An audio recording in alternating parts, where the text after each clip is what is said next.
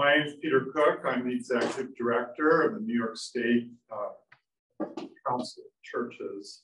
I come to this conversation having had a fairly direct experience of exclusion and oppression in India when I led a group of 12 of us to India in 2018 to visit people of different faiths.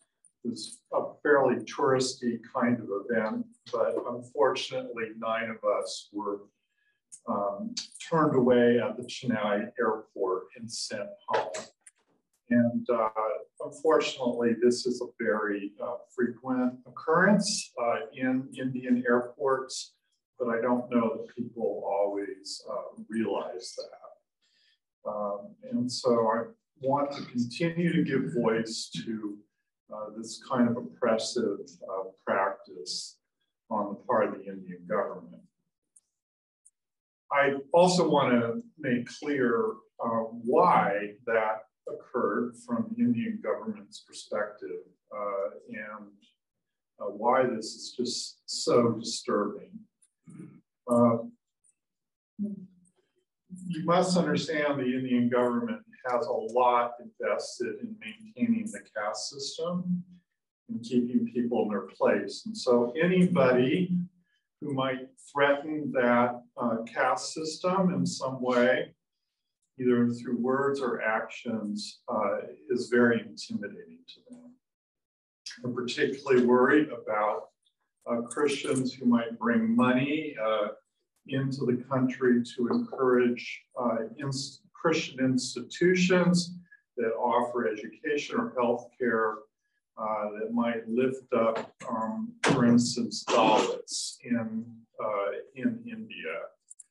They're also worried in some way about the inclusive message of Christianity, which sees the image of God in all people and preaches a very radical inclusivity, which goes right up against the Hindu nationalist project.